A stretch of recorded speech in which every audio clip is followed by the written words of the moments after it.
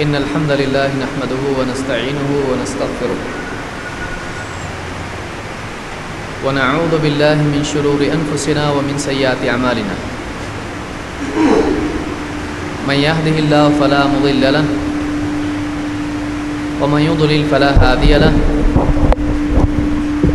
وأشهد أن لا إله إلا الله وحده لا شريك له وأشهد أن محمدًا عبده ورسوله أما بعد فإن خير الحديث كتاب الله وخير الهدي هدي محمد صلى الله عليه وسلم وشر الأمور محدثاتها وكل محدثة بدعة وكل بدعة ضلالة وكل ضلالة في النار.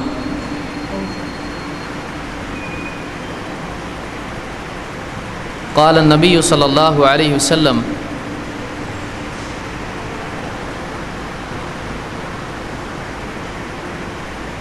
إن الله تعالى يرفع بهذا الكتاب أقواما ويضع به آخرين.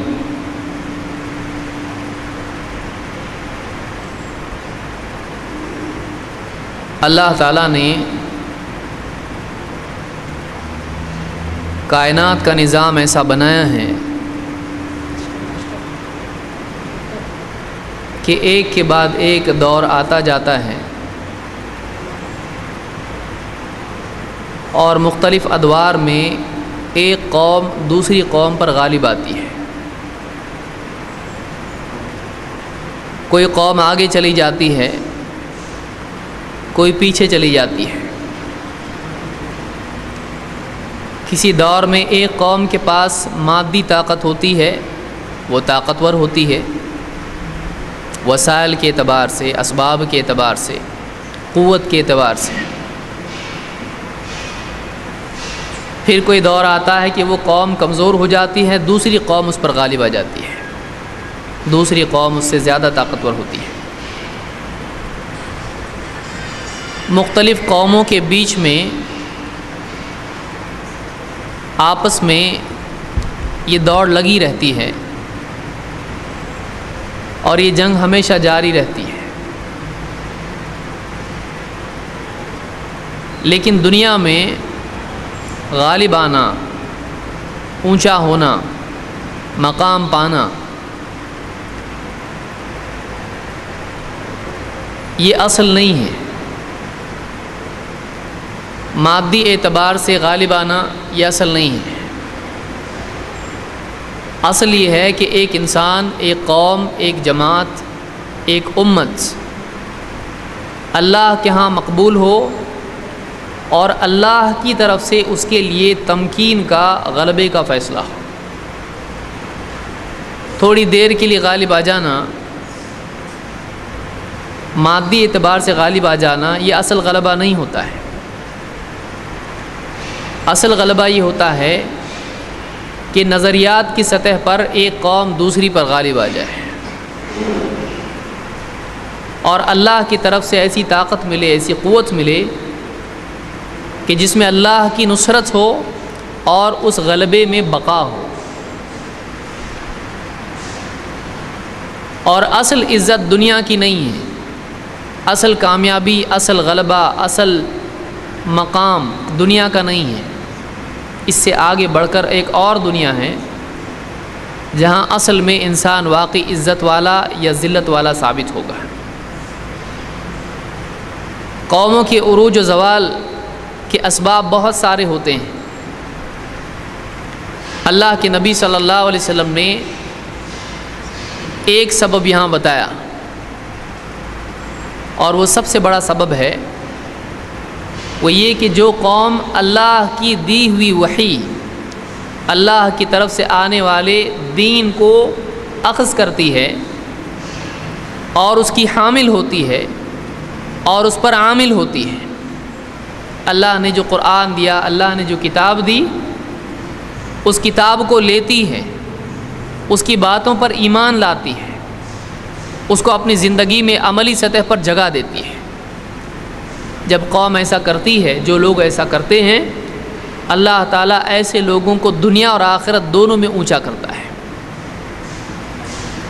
اللہ کی طرف سے دیے ہوئے دین، اللہ کی رہبری ہی سے غلبہ ملتا ہے، اللہ کی رہبری کی پابندی ہی سے دنیا میں غلبہ اور کامیابی ملتی ہے۔ اور جو قوم اللہ کی طرف سے آئے ہوئے پیغام کو نظر انداز کر دے، ایسی قوم دنیا میں ذلیل ہوتی ہے اور آخرت میں بھی اس کے لیے ذلت اور بربادی اور رسوائی ہے۔ اللہ کے نبی صلی اللہ علیہ وسلم نے ایک حدیث میں، جس کو امام مسلم نے روایت کیا ہے، آپ فرماتے ہیں ان اللہ تعالی یرفع بہذا الکتاب اقواما ویضع بہ آخرین، اللہ تعالیٰ اس کتاب کے ذریعے سے بعض لوگوں کو اونچا کرتا ہے اور بعض لوگوں کو نیچا کر دیتا ہے، بعض لوگوں کو عزت اور کامیابی ملتی ہے، بعض لوگ ذلیل اور ناکام ہو جاتے ہیں۔ کیا سبب ہے؟ اس کا سبب یہ ایک کتاب ہے جو اللہ کی طرف سے نازل ہوئی ہے۔ وہ کون سی کتاب ہے؟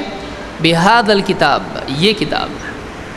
دنیا میں بہت ساری کتابیں ہیں، بہت سارے علوم ہیں، فزکس ہے، کیمسٹری ہے، بایولوجی ہے، میتھمیٹکس ہے، ہسٹری ہے، جیوگرافی ہے، نہ جانے کتنے علوم ہیں، اور ہر علم کا ایک فائدہ انسانی زندگی کے لیے ہے۔ یہ علوم برے نہیں ہیں، لیکن یہ سارے علوم اپنی جگہ افادیت اور فائدہ رکھتے ہیں، اس کی اہمیت ہے۔ لیکن ایک ایسا علم ہے جو انسان کی دنیا اور آخرت دونوں کے لیے مفید ہے۔ ایک ایسی کتاب ہے جس کتاب کا مضبوطی سے تھامنے والا اللہ تعالیٰ کی مدد اور اللہ کی رحمت کے سائے میں آ جاتا ہے۔ وہ کون سی کتاب ہے؟ وہ قرآن ہے۔ شہر رمضان الذی انزل فیہ القرآن ھدی للناس وبینات من الھدی والفرقان، رمضان وہ مہینہ ہے جس میں قرآن نازل کیا گیا ہے، جو لوگوں کے لیے ہدایت ہے، ھدی للناس وبینات من الھدی والفرقان، اور اس میں ہدایت کی دلیلیں ہیں اور فرقان کی دلیلیں ہیں۔ ایک ایسی کتاب ہے کہ سارے علوم اس کتاب کے محتاج ہیں، سارے علوم اس کتاب کے محتاج ہیں۔ آپ دیکھیں گے، آپ سوچیں گے ایسے کیسے ہو سکتا ہے؟ سائنس مثال کے طور پر، چاہے وہ پودوں کا سائنس ہو، چاہے وہ انسانی جسم کا سائنس ہو، چاہے وہ آسمان کا سائنس ہو، چاہے وہ پہاڑ اور سمندر کا سائنس ہو، ہر ایک کی ایک فیلڈ ہے سائنس میں۔ Geology, geography, anatomy, physiology, botany, zoology, جانوروں کا سائنس، یہ ساری سائنس کی فیلڈز ہیں۔ سائنس یہ بتاتا ہے کہ یہ ایسا ہے،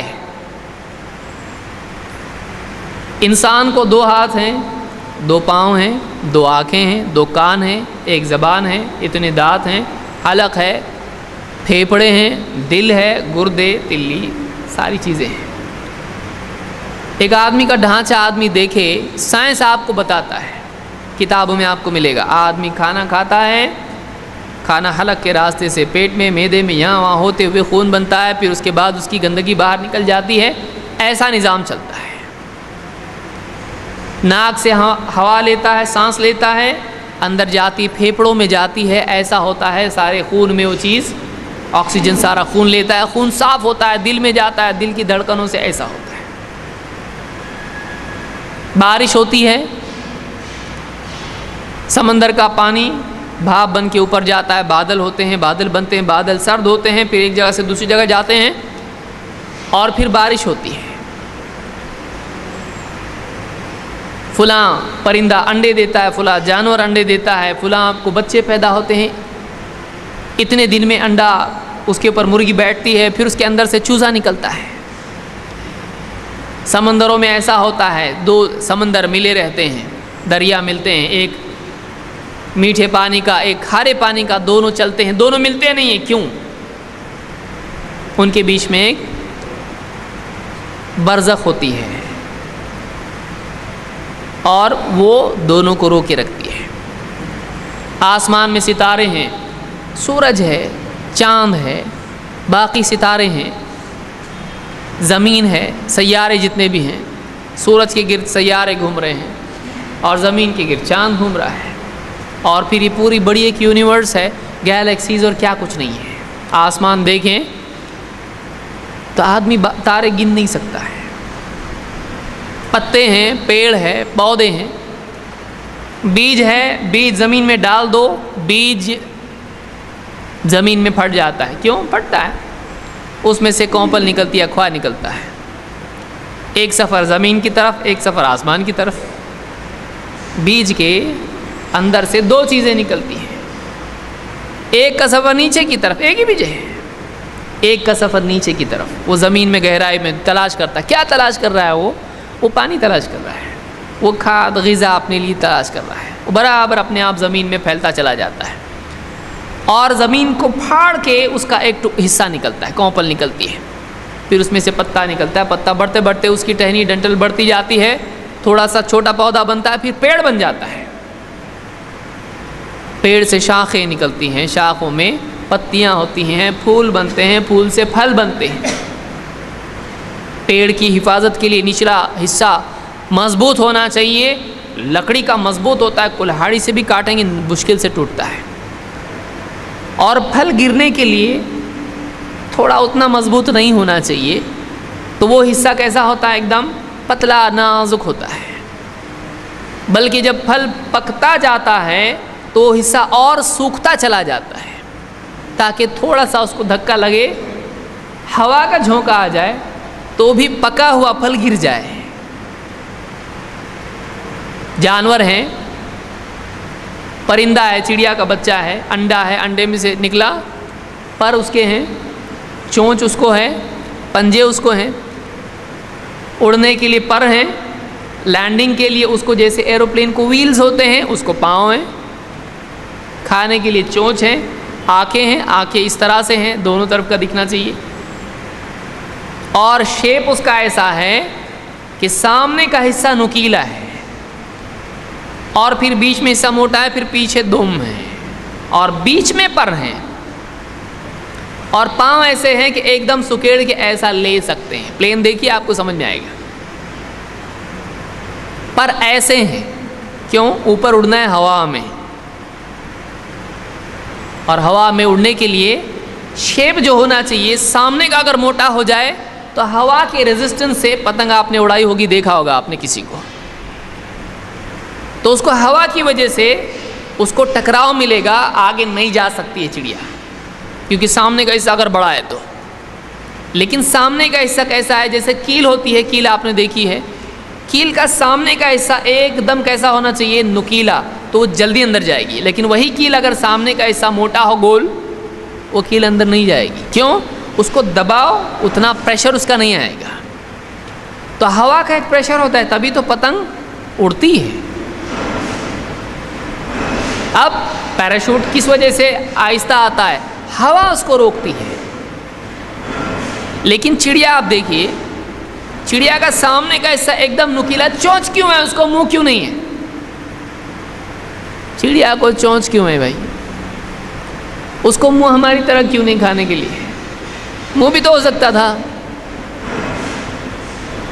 لیکن چونچ ہے اس کو، وہ اس کے اڑنے میں مددگار ہے، وہ ہوا کو چیرتی ہوئی جا سکتی ہے، اسی لیے پلین کیسا ہوتا ہے؟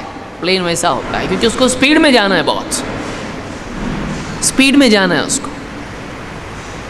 آپ سوچیں، مچھلی کے پر ویسے نہیں ہوتے ہیں، مچھلی بھی پانی میں تیرتی ہے، مچھلی کو بھی پروں کی ضرورت ہے، اور چڑیا، چیل، کوا ہوا میں اڑتے ہیں، ان کو بھی پروں کی ضرورت ہے، لیکن چیل کے پر، چڑیا کے پر ایسے ہوتے ہیں، اور مچھلی کے پر ایسے ہوتے ہیں۔ کیوں؟ مچھلی پانی میں چل رہی ہے، اور اس کا پیچھے کا حصہ کھڑا ہے، چڑیا کا ویسا نہیں، چڑیا کا فلیٹ ہے، کیونکہ مچھلی کو اپنی ریڑھ کی ہڈی کی بنیاد پر آگے بڑھنا ہے تیرنے کے لیے، تو اس کا حصہ ایسا ہونا چاہیے، لیکن چڑیا کو کیسا ہے؟ ایسا اڑنا ہے، اس کو اترنے کے وقت میں ڈائریکشن چاہیے، اوپر جانے کے لیے، نیچے آنے کے لیے پیچھے کا حصہ اس کو چاہیے جو کنٹرول کرے، اس کو ہوا کو کنٹرول کرے، پیچھے کا حصہ اس کا ویسا ہے۔ مچھلی کے جسم کے اوپر چکناہٹ ہے، کیوں؟ چڑیا پہ نہیں ہے۔ مچھلی کے اوپر آپ پکڑیں مچھلی ہاتھ میں سے، مچھلی کی طرح ہاتھ میں نہیں آتا ہے۔ تو مچھلی کیوں ایسی ہے؟ پانی اس سے چپک کے اس کو روکے نہیں، وہ پانی میں تیل اس کے بدن پر ہے، وہ پھسلتی چلی جائے، اس کو تیرنا آسان۔ سائنس آپ کو یہ بتاتا ہے ایسا ہے، ایسا کیوں ہے؟ مخلوقات میں ایک معنویت ہے، وہ ویسا ہی ہے جیسا ہونا چاہیے۔ عقل جب اس کی بناوٹ پر غور کرتی ہے تو عقل یہ کہنے پر مجبور ہوتی ہے کہ یہ اپنے آپ نہیں بنا ہے، اس کو کسی نے بہت ہی علم کی بنیاد پر ایسا بنایا ہے۔ چاند، ستارے، یہاں تک کہ آپ مکھی اگر دیکھیں، اگر آپ مکھی دیکھیں تو مکھی کی بھن بھناٹ بھی آپ کو بامانی دکھائی دے گی۔ اس کے پر کی بناوٹ، اس کے ہلکے پن کی وجہ سے، اس کے پر مضبوط اور وہ اتنی ہلکی، کیسا ہوگا؟ اس کو چڑیا کی طرح پر دے سکتے ہیں؟ نہیں۔ ایسا کیوں ہے؟ مچھر، مکھی اور جتنے بھی ڈریگن فلائی جس کو کہتے ہیں، ان کے پر الگ ہوتے ہیں، چڑیا کے الگ ہیں۔ کیوں؟ ان کا ویٹ بہت کم ہوتا ہے اور ان کے پر بہت تیزی سے اڑتے ہیں، کیونکہ ہلکے ہیں اس لیے بہت تیزی کے ساتھ ان کو ہوا میں اڑتے رہنا پڑتا ہے ایک جگہ۔ کیوں ایسا ہے؟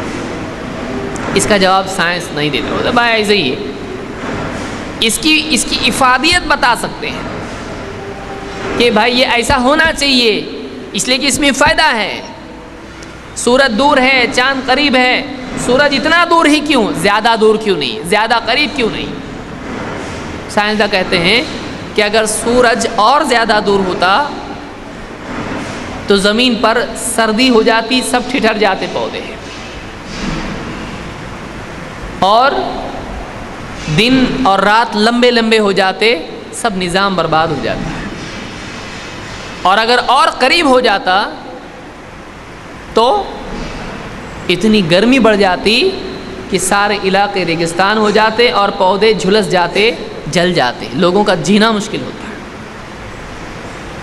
انسان چلتا ہے، زمین پر چل سکتا ہے، اس کو گریویٹیشنل فورس کھینچے ہوئے، ایک قوت ہے جو ہم کو زمین سے جوڑے رکھتی ہے۔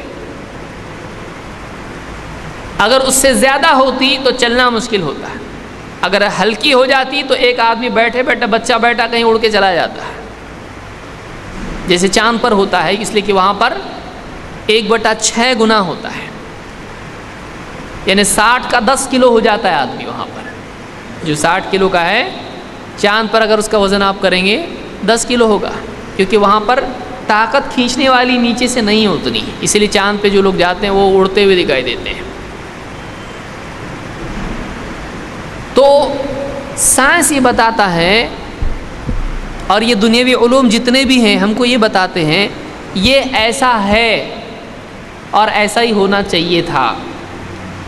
وہ یہ نہیں بتاتے ہیں ایسا کس نے بنایا، اس کی وجہ کیا ہے۔ یہ سب ٹھیک ہے، جو سب ہے وہ سب صحیح ہے، ٹھیک ہے، جو بھی بنا بالکل صحیح ہے، ایسا کیوں ہے؟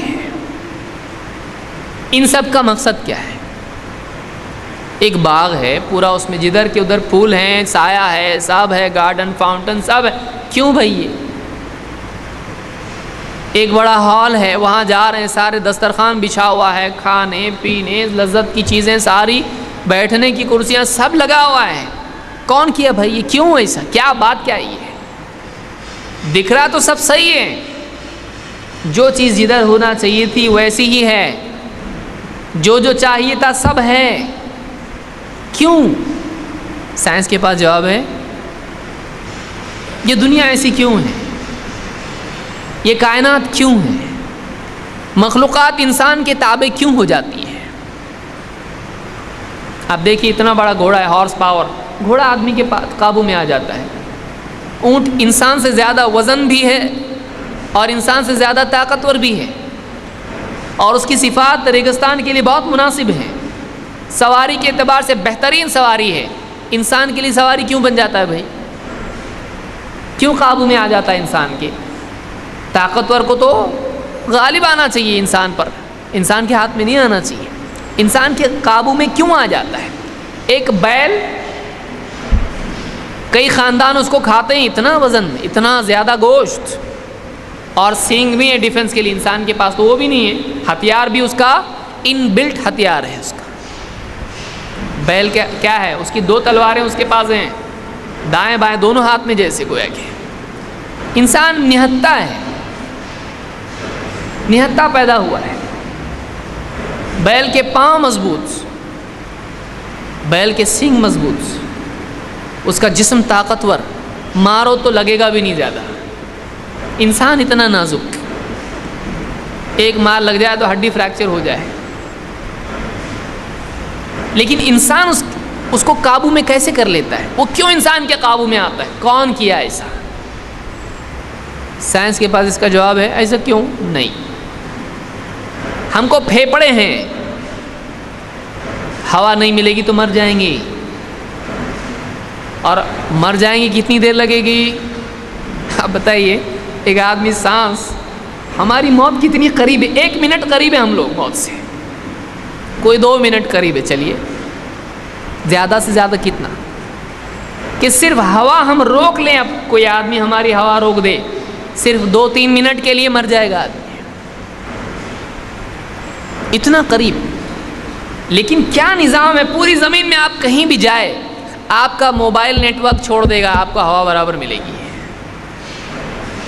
موبائل نیٹ ورک چھوڑ دیا، یہاں ہائی وے پہ نہیں ملتا ہے، اچھا بیسمنٹ میں نہیں ملتا ہے، بیسمنٹ میں نیٹ ورک اس کا نہیں آ رہا ہے موبائل کا، بیسمنٹ میں اللہ کی طرف سے آکسیجن برابر آ رہی ہے. کیوں ایسا؟ سائنس بتاتا ہے، سائنس آپ کو ایمان کی دہلیز تک لا کے چھوڑ سکتا ہے. سائنس آپ کو بتاتا دیکھو یہ سب صحیح ہے، یہ بہت حکمت کے ساتھ بنا ہوا ہے، ہر چیز میں حکمت ہے، ہر چیز میں معنی ہے، میننگ فلنس ہے، ہر چیز اپنی جگہ بالکل صحیح ہے. لیکن دنیاوی علوم ان کی کوئی توجیح نہیں کر پاتے ہیں، دنیاوی علوم ان کا مقصد نہیں بتاتے ہیں. یہ بہت بڑا پرابلم ہے. اس کے بعد ایک اور علم کی اور ایک اور کتاب کی ضرورت باقی رہتی ہے. وہ کیا ہے؟ وہ اللہ کی طرف سے آنے والی کتاب ہے، وہ اللہ کی طرف سے آنے والا علم ہے جو بتاتا ہے کہ یہ سب صحیح دکھ رہا ہے نا، ہاں یہ تمہارے لیے ہم نے بنایا ہے اور تم کو اپنے لیے بنایا ہے. سب کا سب زمین پر انسان کے لیے بنایا ہے، یہ اللہ بتا رہا ہے یہ تمہارے لیے ہے. اور کیوں بنایا؟ تم ہماری عبادت کرو. یا ایھا الناس اعبدوا ربکم الذی خلقکم والذین من قبلکم لعلکم تتقون. اے لوگو اللہ کی عبادت کرو، اپنے رب کی عبادت کرو. یہ سب تمہارے لیے بنانے والا کوئی اور ہے، ایسے چپ چاپ بن گیا ایسا نہیں ہے. اعبدوا ربکم، تمہارا کوئی رب ہے جس نے تمہارے لیے کھانا پینا، ہوا، لباس، جسم، ساری چیزیں عطا کی، پھل پھول، سائے، گھر، جاندار، اون، کپڑے، لباس، سب تمہارے لیے پیدا کیا. تم کو پیدا کیا، تم سے پہلوں کو پیدا کیا. خلقکم والذین من قبلکم. کیوں اس کی عبادت کرو؟ لعلکم تتقون، تاکہ تم جہنم سے بچ جاؤ، تاکہ تم متقی ہو جاؤ اور گناہوں سے بچو، تاکہ تم اللہ کے ہاں متقی کہلانے لائق بنو. کون اللہ؟ الذی جعل لکم الارض فراشا والسماء بناء، وہ جس نے تمہارے لیے زمین کو بچھونا بنایا اور آسمان کو تمہارے لیے چھت بنایا. وَأَنزَلَ مِنَ السَّمَاءِ مَاءً فَأَخْرَجَ بِهِ مِنَ الثَّمَرَاتِ رِزْقًا لَكُمْ، اور آسمان سے اس نے تمہارے لیے پانی برسایا اور زمین سے تمہارے لیے رزق نکالا، تمہارے کھانے کے لیے پھل نکالے. فَلَا تَجْعَلُوا لِلَّهِ أَنْدَادًا وَأَنْتُمْ تَعْلَمُونَ، اب تم اللہ کے لیے برابری والے، اللہ کے شریک نہ بناؤ حالانکہ تم جانتے ہو یہ کوئی اور نہیں کر سکتا ہے، یہ اپنے آپ نہیں ہو سکتا ہے. تمہاری اندر کی فطرت بولتی ہے کہ اگر کچھ بنائیں تو بنانے والا ہونا چاہیے، بنانے والا ہونا چاہیے. یہ بامانی کائنات ہے، یہ کچرے کا ڈھیر نہیں ہے. تو یہ اللہ کا بہت بڑا احسان ہے کہ اللہ تعالیٰ نے مسلمانوں کو ایک ایسی کتاب دی جو انسانوں کی ہدایت کی کتاب ہے. انسان کے وہ سوال جن کا جواب سائنسدان نہیں دے سکتے ہیں، وہ یہ کتاب جواب دیتی ہے. قرآن میں ساری سائنس کی باتیں نہیں ہیں، ہر چیز آپ کہیں نیوٹرون بھی ہونا چاہیے، پروٹون بھی ہونا چاہیے، قرآن میں ساری باتیں سائنس کی نہیں ہیں، نہ قرآن اس لیے نازل ہوا ہے. لیکن جو باتیں اہم ترین بنیادی باتیں جو سارا سائنس جاننے کے بعد بھی بچی رہتی ہیں، کہ ایسا کیوں، یہ سارا نظام کیوں ہے، ایسے کئی اہم ترین سوالات جن کا جواب سائنس نہیں دیتا ہے، ان کا جواب قرآن دیتا ہے. کہ یہ اس لیے تاکہ تم کو الذی خلق الموت والحیات لیبلوکم ایکم احسن عملا، اللہ تعالیٰ ہے جس نے موت کو پیدا کیا، جس نے زندگی بنائی تاکہ تم کو آزمائیں تم میں عمل میں کون اچھا ہے. تم کو یہاں عمل کے لیے آزمائش کے لیے پیدا کیا گیا ہے. کیوں انسان آزاد ہے، چاہے تو اچھا کرے چاہے تو برا کرے، سائنس کے پاس جواب نہیں. چڑیا آزاد نہیں، شہد کی مکھی آزاد نہیں، مچھلی آزاد نہیں، اونٹ آزاد نہیں، بکری آزاد نہیں، کچھ بھی آزاد نہیں، اپنا ڈھانچہ بدل نہیں سکتا ہے. سانپ جیسا ہے ویسے ہی رہے گا، چڑیا جیسی ہے ویسی رہے گی، مچھلی جیسی ہے ویسی رہے گی، گائے رہے گی، گدھا رہے گا، اونٹ رہے گا، چونٹی رہے گی. سب کا ڈھانچہ، زندگی کا طریقہ فکس اور بہت بامانی ہے. انسان کیوں آزاد ہے؟ 50 انسان ہے، 50 طریقے کی زندگی ہے. ایسا کیسے ہے؟ اتنا صلاحیت مند، اتنا عقل مند، یہ ایسا کیوں؟ سائنس جواب نہیں دیتا اس کا. آپ بتائیے، ایک مخلوق ہے ایک دم، سائنس کیا مانتا ہے؟ انسان سب سے بہترین مخلوق ہے. بندر ہوتے ہوتے انسان بنا، بولتے ہیں نا، صحیح نہیں ہے، یہ صحیح نہیں ہے. اللہ نے انسان ہی کو بنایا. سائنس مانتا ہے کہ انسان تمام جانداروں میں سب سے بہترین اور ایک دم امپرووڈ شکل ہے، بہترین ماڈل ہے. یہ سائنس بھی مانتا ہے، قرآن نے بھی اس کو کہا ہے لَقَدْ خَلَقْنَا الْإِنسَانَ فِي أَحْسَنِ تَقْوِيمٍ. لیکن سوال یہ ہے کہ جب باقی چیزیں اتنی پابند ہیں اور وہ نیچر کو نقصان نہیں پہنچاتی ہیں. آپ دیکھیے آج کل جو جانور لوگ مار رہے ہیں، سائنسداں کیا کہہ رہے ہیں؟ جانوروں کو مارو مت، ان کو رہنے دو، اگر تم کو دکھائی دیتا ہے وہ برا ہے تب بھی رہنے دو. سائنس کہہ رہا ہے جنگلوں کا نظام رہنے دو، شیر کھاتا ہے تو کھانے دو، اس کو مارو مت. شیر مارنے پر پابندی ہے، ہرن مارنے پر پابندی ہے. کیوں؟ اس لیے کہ ان کے ختم ہونے سے پوری کائنات کا، پوری زمین کا نظام بگڑ جائے گا. وہ برابر اپنی جگہ ہیں، تم کو نہیں سمجھتا ہے، لیکن وہ برابر ایکو سسٹم، جتنا بھی نظام ہے زمین کا، وہ باقی رکھتے ہیں. ہر ایک کا اپنا رول وہ ادا کر رہا ہے. انسان اپنا کام نہیں کر رہا ہے. سائنس کے پاس اس کا جواب نہیں. ایسا کیوں؟ یہ تو ایک دم بہتر ہونا چاہیے تھا. سب سے اچھا ہونا چاہیے تھا، یہ پوری زمین کے لیے مصیبت بنا ہوا ہے۔ ظہر الفساد فی البر والبحر بما کسبت ایدی الناس، خشکی اور تری میں فساد آ گیا ہے۔ کیسے؟ کس وجہ سے؟ بما کسبت ایدی الناس، لوگوں کی کرتوت کی وجہ سے، لوگوں کی کمائی کی وجہ سے۔ لوگ جو غلط کام کر رہے ہیں ان کا نقصان پوری زمین پر ہو رہا ہے، زمین میں فساد ہو رہا ہے اس کی وجہ سے، خشکی میں بھی تری میں بھی۔ تو انسان فساد کیسے کر رہا ہے؟ سائنس کے پاس جواب نہیں ہے، اسلام جواب دیتا ہے، قرآن جواب دیتا ہے۔ کیا جواب دیتا ہے؟ انسان کو اللہ نے آزاد پیدا کیا ہے، اختیار دیا ہے تاکہ وہ خود اپنے لیے اچھے اور برے میں سے چنے۔ انا ہدیناہ السبیل اما شاکرا و اما کفورا، ہم نے انسان کو راستہ بتا دیا ہے نبیوں کے ذریعے سے، رسولوں کے ذریعے سے۔ اب چاہے تو اللہ کا شکر گزار بن کے جیے یا ناشکرہ بن کے جیے، چاہے تو اچھی زندگی جیے چاہے بری زندگی جیے، اس کو اپنا اختیار ہے، اچھا جیے برا جیے اس کی مرضی۔ انسان آزاد ہے، باقی کائنات آزاد نہیں ہے۔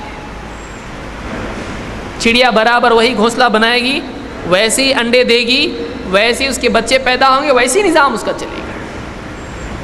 لیکن انسان ایک ہی گھر ہے، دو بیٹے ہیں، بالغ ہوئے، ایک نیک بنا ایک برا بنا، آزاد ہے، اپنی آزادی کا صحیح اور غلط استعمال۔ یہ آزادی کیوں ہوئی؟ یہ اللہ کی طرف سے دی ہوئی آزادی ہے۔ قرآن سارے سوالات کا جواب دے دیتا ہے انسان کو۔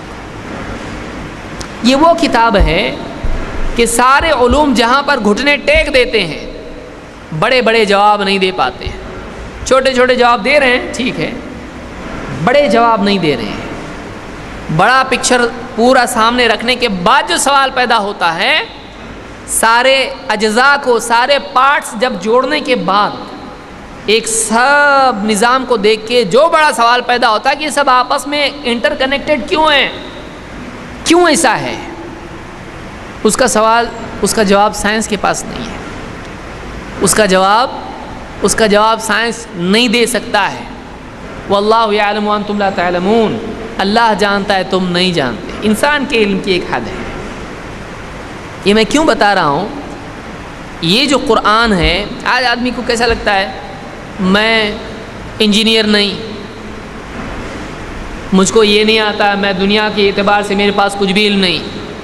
ماں باپ بھی کیا سوچتے ہیں، بچے کو عالم حافظ بنا کے کریں گے کیا؟ حافظ بنے گا تو کیا کرے گا یہ؟ قرآن کا علم کیا، ان کے نزدیک اتنا بڑا علم نہیں ہے وہ۔ ان کے نزدیک کیسا ہے؟ پروفیسر ہے بہت بڑی بات ہے، انجینئر ہے اوہ، ڈاکٹر ہے یہ تو خوب کمائے گا، گردنیں کاٹ کاٹ کے کمائے گا، یہ قتل کر کے پیسے لے گا۔ سارے ڈاکٹر برے نہیں ہوتے ہیں، اچھے بھی لوگ ہیں، لیکن دنیاوی علوم کے اعتبار سے انجینئر، ڈاکٹر اور یہ سارے جو میدان ہیں، اس میں لوگوں کا ذہن یہ چلتا ہے کہ یہ کام کی چیزیں ہیں، یہ بچہ بہت بیکار ہے، یہ سدھر رہا ہی نہیں ہے، تو رشتہ دار کیا بتاتے ہیں، ٹھیک ہے ڈال دو مدرسے میں، ابھی کیا ہے۔ یعنی لوگوں کے ذہنوں میں یہ بات ہے کہ جو مال کہیں نہیں چلے گا وہ مدرسے میں چلے گا، یہ جھوٹ ہے، غلط بات ہے، یہ لوگوں کی غلط ذہنیت ہے۔ یہ مدارس ہیں جو اگر واقعی صحیح ڈھنگ سے ان کو چلایا جائے تو دنیا کی بڑی سے بڑی یونیورسٹی سے بھی بڑھ کے کام کر سکتے ہیں۔ یہ واقعی وہ جگہ ہے جہاں انسان واقعی انسان بنایا جاتا ہے۔ یہ علم اگر واقعی انسان کے پاس آ جائے جو مدارس میں ملتا ہے، اور اس علم کو واقعی لینے والے ویسا لیں جیسا لینا چاہیے تھا، اور واقعی اگر بچوں کی ویسی تربیت کی جائے، ٹھوس کے بھر دیا جائے ان کے ذہنوں میں توحید کو، اتباع کو، قرآن کی باتوں کو، ایمان کو، دنیا اور آخرت کو، اللہ کے دین کی عظمت کو واقعی اگر بھر دیا جائے ان کے ذہنوں میں، تو یہ اندھیرے میں چراغ کی طرح ایک ایک بچہ بن سکتا ہے۔ ایک آدمی معلوم نہیں کتنوں کی ہدایت کا ذریعہ بنے گا، کوئی آدمی تصور نہیں کر سکتا ہے۔ ہم نہیں جانتے کل کیا ہوگا، ہم نہیں جانتے کہ اتنے سارے جو بچے بیٹھے ہیں ان میں سے کل کون ہے جو کئی کفر میں گرے ہوئے لوگوں کو، شرک میں گرے ہوئے لوگوں کو توحید کی طرف لائے گا، کئی شرابیوں کو توبہ کروائے گا، کئی جوا کھیلنے والوں کے ہاتھ پکڑ کے ان کو روکے گا، کئی بے نمازیوں کو نمازی بنائے گا، کئی اسلام کے دشمنوں کو چپ کرے گا؟ ہم نہیں جانتے ہیں۔ یہ بہت بڑا علم ہے، اس سے بڑھ کے کوئی علم نہیں ہے، یہ عزت والا علم ہے۔ اللہ کے نبی صلی اللہ علیہ وسلم کی بات کیا ہے؟ ان اللہ تعالی یرفع بہذا الکتاب اقواما ویضع بہ آخرین۔ اللہ تعالیٰ اس کتاب کے ذریعے سے بہتوں کو عزت دیتا ہے، اونچا کرتا ہے، اور بہتوں کو نیچے کر دیتا ہے۔ عروج و زوال امتوں کا کس بنیاد پر ہوتا ہے؟ آپ دیکھیں یہود ذلیل ہوئے کیوں ہوئے؟ ان کو حکم تھا خذوا ما آتیناکم بقوۃ، جو ہم نے تم کو دیا ہے اس کو مضبوطی سے تھامو، لیکن انہوں نے کیا کیا؟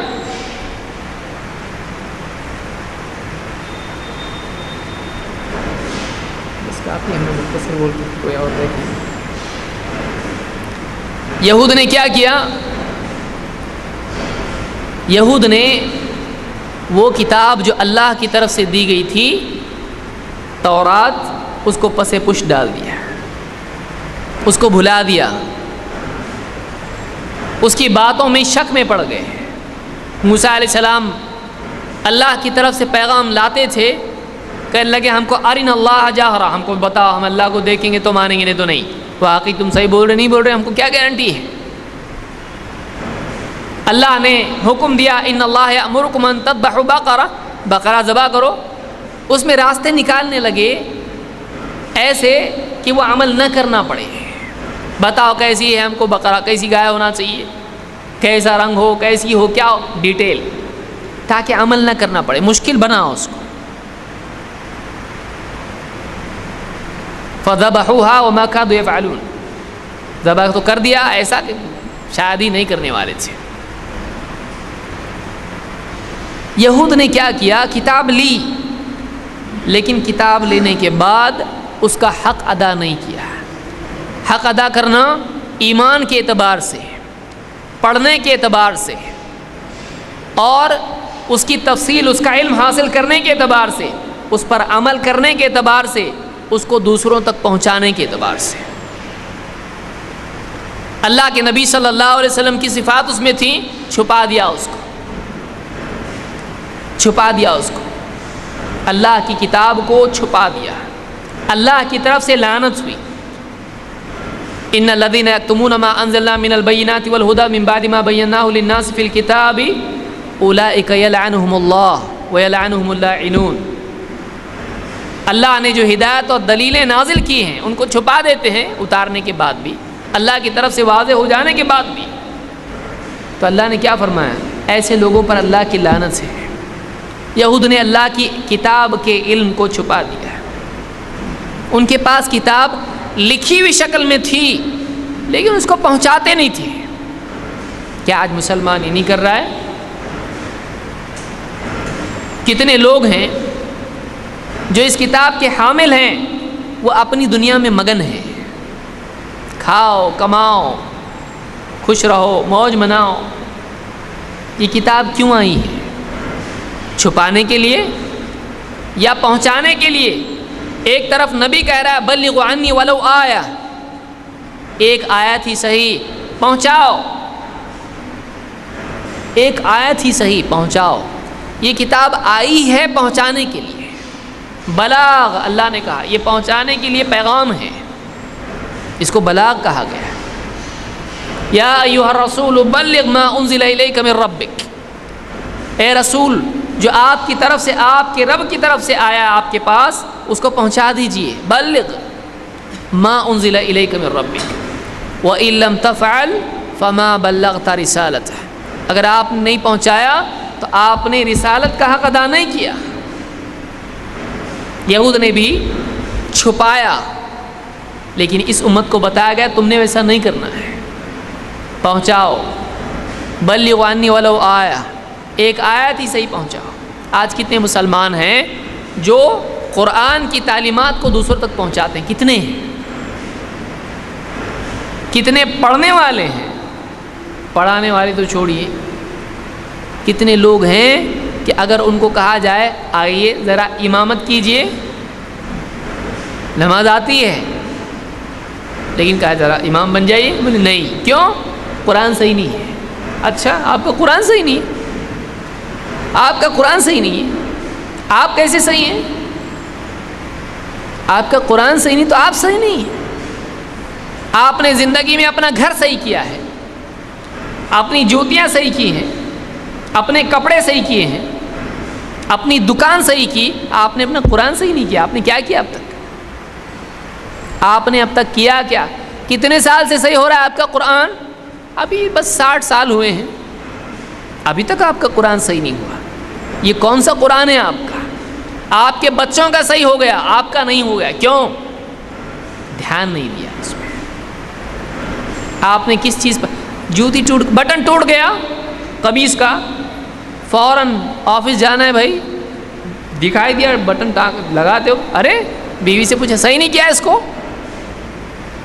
دوسرا پہن لو، نہیں ابھی صحیح کرو اس کو، یہ مجھ کو پہن کے جانا ہے باہر، ولیمے میں جانا ہے، آفس جانا ہے، صاحب سے ملنے جانا ہے، بٹن ٹوٹ جائے فوراً صحیح کر لیتا ہے، بٹن ٹوٹا ہوا اس کو نہیں چلتا ہے۔ کپڑے پریس کرنا چاہیے، تھوڑا بھی نہیں، سب صحیح ہونا چاہیے صاحب کا، قرآن صحیح نہیں۔ کتنے لوگ ہیں سورہ فاتحہ پڑھیں گے تو سورہ فاتحہ اگر پڑھ کے سناؤ بولیں گے تو اس آدمی کو پسینہ آ جائے گا، کیوں؟ صحیح نہیں ہے، اس لائق نہیں ہے کہ جو بندے کو سنایا جا سکتا ہے اور اللہ کو سنا رہا ہے، بندے کو نہیں سنا سکتا ہے، شرما رہا ہے، میری عزت اتر جائے گی اگر اس کو سناؤں گا تو، کیوں؟ بہت غلطیاں ہیں، اور تو اللہ کو سنا رہا ہے، اللہ کا کلام اللہ کو سنا رہا ہے بگاڑ کے، اللہ کا کلام اللہ کو سنا رہا ہے اور ڈھنگ سے پڑھ رہا نہیں، اس کے سامنے بندے کے سامنے شرم آتی ہے، اللہ کے سامنے شرم نہیں آتی ہے۔ کتنے مسلمان احساس نہیں ہے، احساس نہیں ہے۔ اب بتائیے جس کو اپنے بارے میں احساس نہیں ہوگا اولاد کے بارے میں کیا فکر کرے گا؟ اور بعض اوقات الٹا بھی ہو جاتا ہے، اولاد کے بارے میں تو فکر ہوتی ہے لیکن اپنے بارے میں فکر نہیں ہوتی ہے، ایسا بھی ہوتا ہے۔ تو آپ بتائیے کہ جب قرآن کے ساتھ یہ سلوک ہوگا تو آپ سوچیں گے کہ پھر ہمارے ساتھ کیا سلوک ہوگا؟ جو قوم قرآن کے ساتھ، اللہ کی کتاب کے ساتھ یہ سلوک کرے کہ ایمان اور فہم اور وہ سارے معاملات تو دور، پڑھ بھی نہیں سکتی اس کو صحیح، آپ بتائیے اس قوم کہاں ہے؟ وہ ابھی کہاں ترقی کرے گی؟ کہاں اللہ کی مدد آئے گی؟ وہ تو اللہ کی کتاب کو صرف پڑھتی بھی نہیں ہے، اور اس کا فہم، اس کے فہم کے اعتبار سے کوسوں دور، کہ اس میں کیا لکھا ہوا ہے نہیں معلوم۔ بچے کے ساتھ میں بیٹھ رہے ہیں، ABCD اس کو پڑھا رہے ہیں، حساب اس کو سکھا رہے ہیں، گنتی اس کو پڑھا رہے ہیں، سب پڑھا رہے ہیں، کل امتحان ہے، باہر کھیلنے نہیں جانا، 4 گھنٹے 3 گھنٹے 5 گھنٹے بیٹھ کے پڑھ جیک کینجل پڑھایا جا رہا ہے اس کو۔ قرآن کے بارے میں فکر نہیں ہے۔ کون سا کلام ہے یہ؟ وہ کلام ہے جو آسمان سے آیا ہے، آسمان سے آیا، اس کے بارے میں کوئی فکر نہیں ہے۔ اور سورہ فاتحہ زندگی بھر پڑھ رہا ہے، کیا پڑھ رہا ہے معلوم نہیں۔ اب بتائیے سورہ فاتحہ کیا پڑھ رہا ہے زندگی بھر؟ کتنا افسوس ہے اس آدمی پر کہ جس کو سورہ فاتحہ کا مطلب ہی نہیں معلوم۔ مطلب اتنی عجوبہ ہے یہ زمین پر چلنے والا کہ وہ آدمی زندگی بھر قرآن میں نماز سورۃ الفاتحہ پڑھتا رہے، کبھی اس کو ایسا تھوڑا میں کیا پڑھ رہا آدمی، کوئی آدمی کبھی آپ نے دیکھا ہے وہ کیا بول رہا اس کو نہیں معلوم، اس کو معلوم ہی نہیں میں کیا بول رہا ہوں۔ کوئی آدمی دیکھا ہے؟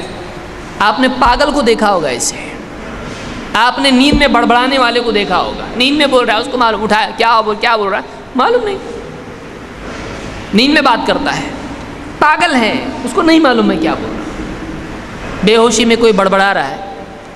لیکن ایک آدمی جو یقین رکھتا ہے کہ قرآن واقعی اللہ کا کلام ہے، اس میں انسانیت کی ہدایت ہے، اور باقی تو چھوڑیے، 5 وقت میں نماز میں سورۃ الفاتحہ پڑھتا ہوں، قل هو اللہ احد پڑھتا ہوں، انا اعطیناک الکوثر پڑھتا ہوں، والعصر پڑھتا ہوں، معلوم ہی نہیں مجھ کو میں کیا پڑھ رہا ہوں۔ کبھی تو وقت نکالے، اتنا بزی ہو گیا ہے، اتنا وقت نہیں صاحب کے پاس، اللہ کے لیے وقت نہیں ہے۔ اور کتنوں کو تو یہ بھی توفیق نہیں ہے کہ 5 وقت نماز میں کھڑے ہو کے پڑھیں۔ نمازی غائب تو قرآن کہاں سے پڑھے گا وہ؟ جب نمازی نہیں پڑھے گا تو قرآن کہاں سے پڑھے گا؟ کہاں جا رہی امت سے؟ تو جیسا سلوک اللہ کے دین کے ساتھ ہوگا ویسا سلوک اللہ کا بندوں کے ساتھ ہوگا۔ اسی لیے آج مسلمان، آپ دیکھیں دنیا میں ذلت یوں ہی نہیں آتی ہے، اللہ کا بندہ ہے اور واقعی ویسا ہے جیسا ہونا چاہیے، اور ذلت ایسا نہیں ہوتا ہے۔ اللہ کی طرف سے غلبے کے فیصلے آتے ہیں۔ اللہ کے نبی صلی اللہ علیہ وسلم اور صحابہ نے جب قرآن کو ویسا لیا جیسا لینا چاہیے تھا، اللہ نے مدد کی، اللہ نے غالب کیا۔ وہی قرآن جس کو قریش نہیں سنتے تھے اور اس قرآن کے پڑھنے پر نبی صلی اللہ علیہ وسلم کو پتھر مارتے تھے، دھکے دیتے تھے، آپ کی پیٹھ پر اوجڑی ڈالتے تھے، صحابہ کو تماچے لگاتے تھے، وہی قرآن جب واقعی صحابہ نے سینے سے لگایا، اس پر ایمان لائے، اس کو پڑھا، اس کو پڑھایا، اس کی دعوت دی، اس پر عمل کیا، جب انہوں نے اپنی زندگی اس قرآن کے مطابق بنائی تو اللہ تعالیٰ نے ان کے گھوڑوں کی ٹاپوں کے نیچے قریش کو کچل دیا ہے، نہیں ماننے والوں کو ذلیل کیا گیا ہے، اور وہ لشکر نکلے وہاں سے باہر، دوسری حکومتوں میں، دوسرے ملکوں میں گئے، اللہ نے جہاں جہاں وہ گئے اللہ تعالیٰ نے وہاں ان کو غلبہ دیا، غالب کیا اللہ نے ان کو طاقت دی۔ لیکن آج مسلمان کی اپنے علاقوں میں عزت نہیں ہے، اس کی اپنی نگاہ میں تو عزت ہو کم سے کم۔ آج مسلمان اس قرآن کو چھوڑنے کی وجہ سے ذلیل ہو رہا ہے۔ تو اس بات کو یاد رکھیں کہ یہ جو ہمارے مدارس ہیں، یہ نہیں ہے اس کا مقصد کہ بھائی کوئی کچھ نہیں پڑھ سکتا ہے تو وہ یہ پڑھے۔ بہت سارے لوگوں کے ذہنوں میں تصویر بنی ہوئی ہے کہ بھائی کچھ نہیں تو کم سے کم مدرسہ تو پڑھ، یعنی ایک دم زیرو سے تھوڑا قریب ہے، ایک دم زیرو مت ہو، مدرسہ تو پڑھ لے، تو کچھ نہیں بن سکتا حافظ بن جا، حافظ ہی صحیح۔ یہ یاد رکھیے، یہ کفر تک جانے والی چیز ہے کہ ایک آدمی قرآنی علوم کی تحقیر کرے، کہ وہ یہ سمجھے کہ یہ علم ایسا ہی ہے، بس جس کو کچھ نہیں آتا اس کے لیے یہ ہے، یہ قرآن کی تحقیر ہے۔ یہ سب سے پہلا، آپ بتائیے صحابہ کیا تھے؟ ڈاکٹر تھے، انجینئر تھے، کیا تھے؟ کوئی یونیورسٹی تھی، پی ایچ ڈی ہوتے تھے، کیا ہوتے تھے؟ وہ آتے تھے اللہ کے نبی صلی اللہ علیہ وسلم کی خدمت میں، اور آپس میں بیٹھ کے وہاں پر قرآن کے حلقے لگتے تھے، آپس میں قرآن سیکھتے تھے۔ وہ مدرسہ تھا مسجد نبوی کا، انہوں نے اتنا علم حاصل کیا۔ آج کے جو علوم ہیں یہ برے نہیں ہیں، لیکن یہ دین کا بدل نہیں ہے، یہ انسان کی نجات کے لیے کافی علوم نہیں ہے، یہ دنیا کے لیے ہے۔ کوئی آدمی سائیکل چلانا سیکھ جائے تو کہ جنت میں جائے گا، لیکن سائیکل چلانا اچھی بات ہے، آیا اس کو گاڑی چلانا، کسی کو نہیں آتی ہے تو جہنم میں جائے گا۔ آپ کو اگر وائرنگ کرنا نہیں آتی ہے، آپ کو گھڑی بنانا نہیں آتی ہے، آپ کو یہ نہیں آتا، وہ نہیں، جہنم میں جائے۔ آپ کو دین نہیں آتا ہے، جہنم میں جا سکتے۔ اللہ ہم سب کی حفاظت فرمائے۔ اب بتائیے کیا امپورٹنٹ کیا ہے پھر؟ کہ ایک آدمی ہمیشہ کی بربادی ان چیزوں میں نہیں ہے۔ مجھ کو اگر گھر بنانا نہیں آتا ہے میں کسی اور سے بنا لوں گا، میرے لیے مسئلہ نہیں ہے۔ مجھ کو اگر جوتیاں سینا نہیں آتا ہے کسی اور سے سلوا لوں گا۔ مجھ کو اگر کپڑے بنوانے نہیں آتے کسی اور سے بنوا لوں گا۔ ایک آدمی دوسرے کا کام کر سکتا ہے، ایک آدمی دوسرے کا دین نہیں عمل کر سکتا ہے۔ اپنا دین اپنے کو کرنا پڑے گا۔ تلک امۃ قد خلت لہا ما کسبت ولکم ما کسبت. یہ لوگ تھے جو چلے گئے، ان کے لیے ان کا عمل، تمہارے لیے تمہارا عمل، ہر ایک کے لیے اس کا عمل ہے. وَأَن لَيْسَ لِلْإِنسَانِ إِلَّا مَا سَعَىٰ، ہر ایک کے لیے اسی کی کوشش ہے، ہر ایک اسی کی کوشش کا مالک ہے. کسی اور کے عمل سے ہم جنتی کیسے بنیں گے؟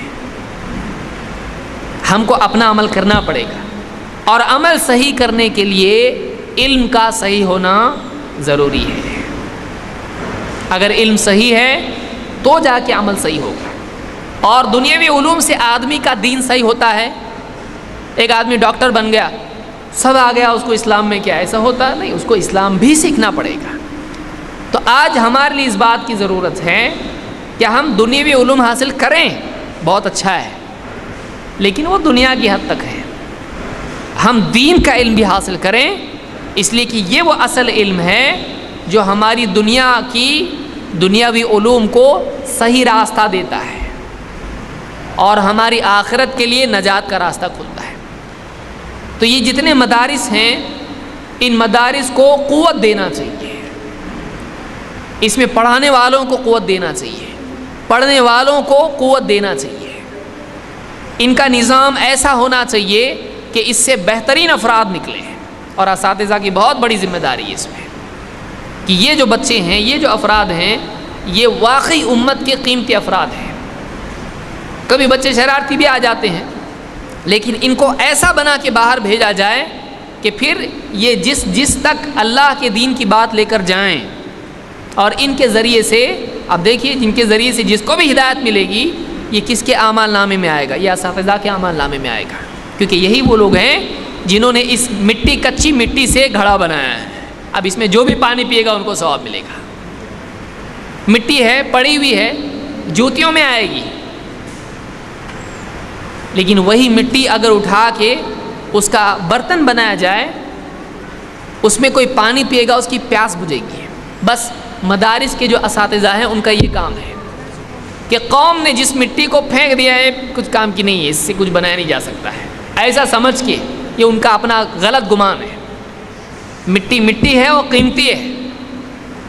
اللہ نے آدم علیہ السلام کو مٹی سے بنایا تھا، مٹی کیا کچھ نہیں کر سکتی ہے. اسی مٹی سے ہم ایسا برتن بنائیں جس میں قرآن و سنت کا علم رہے اور اس علم سے قوموں کی پیاس بجھے. یہ اساتذہ کا کام ہے. جو ان کو مٹی کیسی بھی ملی ہے وہ مٹی اٹھائیں اور اس کا صحیح برتن بنائیں، اس کا صحیح مصرف تلاش کریں. اور ہر بچہ قیمتی ہوتا، ہر انسان اللہ نے بنایا. اللہ نعوذ باللہ غلط بنا دیا؟ اللہ نے کیڑے مکوڑے غلط نہیں بنائے، برابر ان کا کام ہے. کوئی آدمی اللہ نے غلط نہیں بنایا ہے. ہر بچے کی تربیت کریں، ہر بچے کی تربیت کریں، اس کو علم دیں، اس کے عقیدے کی اصلاح کریں، اس کو عبادت کے مسائل سکھائیں. طہارت کے مسائل ہیں، وضو ہے، استنجا وغیرہ جو بھی معاملات ہیں، اسی طرح سے نماز ہے، اذان ہے، ساری چیزیں ان کو سکھائیں. اس کے بعد ان کو کھانے کے آداب، پینے کے آداب، سونے کے آداب، لباس کے آداب، مسجد میں آنے کے آداب، مسجد میں بیٹھنے کے آداب، مسجد سے جانے کے آداب، پیشاب پاخانے کے آداب، اساتذہ کے آداب، ماں باپ کے آداب، بڑوں کا ادب، قرآن سے متعلق آداب، دین کی مجلس کے آداب، ہر چیز ان کو سکھائی جائے. اخلاق ان کو سکھائی جائے، ان کو صفات سکھائی جائیں. بڑوں کی تعظیم ہے، چھوٹوں پر شفقت ہے، بات میں نرمی ہے، ادب ہے، صبر ہے، اللہ کی محبت ہے، اللہ کے رسول صلی اللہ علیہ وسلم کی محبت ہے، آپس میں اتحاد و اتفاق ہے، ایک دوسرے کو معاف کرنا ہے، غلطی ہوئی تو معافی مانگنا ہے، ایک دوسرے کے کام آنا، ایک دوسرے کے کوئی بیمار ہے تو اس کی تیمارداری کرنا. یہ ساری اخلاق ان کو سکھائے جائیں، ان کو زندگی کا مقصد دیا جائے. تم آئے، تم کو ماں باپ نے بھیجا، پڑھو جاؤ ہمارا کام ہو گیا، نہیں. اسکولوں میں ہوتا ہوگا ایسا، ہمارے مدارس میں نہیں ہوگا ایسا. ہمارے مدارس کیسے ہوں؟ تمہاری زندگی کا ایک مقصد ہے، بہت ساری تحریکیں جو اسلام کے خلاف چلتی ہیں ان کو بچپن سے ان کے ذہنوں میں ڈالا جاتا، تمہاری زندگی کا مقصد مسلمانوں کو برباد کرنا ہے، تمہاری زندگی کا مقصد مسلمانوں کو برباد کرنا ہے، زندگی ان کو ڈالا جاتا ہے ان کے ذہن۔ ہم ایسا مقصد کسی کو نہیں دیں گے۔ ہم کیا مقصد دیں گے؟ تمہارا مقصد انسانیت کی ہدایت ہے، تمہارا مقصد اللہ کے دین کی اشاعت ہے، تمہارا مقصد انسانیت کو گندگی سے نکالنا ہے، اس کے ذہن میں ڈالا جائے بار بار اتنا ہیمر کیا جائے اس کو کہ نیند میں سے اٹھے تو اس کے ذہن میں بات ہو کہ میری زندگی کا ایک مقصد ایسا ہونا چاہیے۔ 24 گھنٹہ ہم کو کتنے دن تک مل رہا ہے ایک بچہ؟ اگر ایک بچہ ہم کو 5 سال تک ملتا ہے، مان لیجئے سال میں 200 دن ہم کو ملتا ہے، 5 سال اگر ملتا ہے 1000 دن ہم کو ایک بچہ ملا ہے، 1000 دن ملے ایک آدمی کے ہم کو، اور ایسے اگر 100 بچے ہم کو ملتے ہیں تو ہم کتنے ہیں؟ 1000 1,00,000 کتنے ہوتے ہیں؟ 100,000 کا کتنا ہوتا ہے؟ 1,00,000 دن، یعنی زندگی کتنی زندگیاں بنیں گی۔ اور یہ جا کے اگر آگے اور مدرسہ چلاتا ہے، آگے اور لوگوں کو ہدایت کے راستے کھولتا ہے، سب استاد کے اعمال نامے میں آئے گا، کتنا اس کو ملے گا۔ ہاتھ میں آیا اس کو صحیح کر کے چھوڑے، ہاتھ میں آیا ہے وہ ضائع نہیں ہونا، ایک بچہ بھی ہمارا ضائع نہیں ہونا چاہیے، ایک بچہ بھی ویسٹ نہیں ہونا چاہیے۔ وہ مدرسے سے باہر جائے، پھر داڑھی کٹوا لے، پھر کرتا پاجامہ اتار دے، قرآن پڑھنا چھوڑ دے، نمازیں چھوڑ دے، سب گانے بجانے تمباکو کھانا شروع کر دے، یہ ضائع ہو گیا ہے۔ اتنا اچھا بنایا جائے اس کو کہ یہ ہو ہی نہیں، اس کو اتنا مضبوط اس کو بنایا جائے۔ نام کس کا خراب ہوگا؟ دیکھو مدرسہ پڑھ کے آیا، کون سے مدرسے میں تھا؟ فلاں مدرسے میں۔ کچھ پڑھایا کہ نہیں تجھ کو؟ کیا کیا پڑھایا تجھ کو؟ یہ سکھایا؟ نام کس کا خراب ہوگا؟ اساتذہ کا۔ دیکھیے ساری محنت کرنے کے بعد کوئی بگڑتا ہے تو اس کا کون کیا کر سکتا ہے؟ نبی کا بیٹا بھی اگر بگڑے تو نبی کیا کرے؟ نوح علیہ السلام کا بیٹا بگڑا ہوا نکلا۔ لیکن ہم اپنی طاقت کے بقدر اتنی کوشش کریں بچے کے اوپر کہ ہم کو پسینہ آ جائے، تب جا کے کھیتی اگے گی۔ کھیتی کے لیے بیج بونے کی محنت ہے، بیج ڈالو، ہل چلانے کی بھی محنت ہے، اس میں بہت محنت کرنی پڑے گی۔ پھر نگرانی، پودا بننے کے بعد پانی دینا، کھاد دینا، چڑیا سے بچانا، بکری سے بچانا، ساری نگرانی کرنی پڑے گی۔ تو ایک بچہ اگر ہم کو ملتا ہے، وہ بچہ ہمارے لیے امت کی امانت ہے۔ اگر یہ بچہ، اس کی اچھی تربیت ہم کر کے امت میں چھوڑ دیتے ہیں، بہت بڑا کام ہم نے کر لیا ہے۔ اور واقعی اللہ تعالیٰ جزائے خیر دے تمام اساتذہ کو جو دن رات کی محنت سے بچوں کو تربیت دیتے ہیں، اپنے گھر چھوڑ کے، بیوی بچوں سے دور رہ کے بھی بعض اوقات کرنا پڑتا ہے۔ تو یہ قربانی امت کے لیے اللہ تعالیٰ اس کو قبول فرمائے۔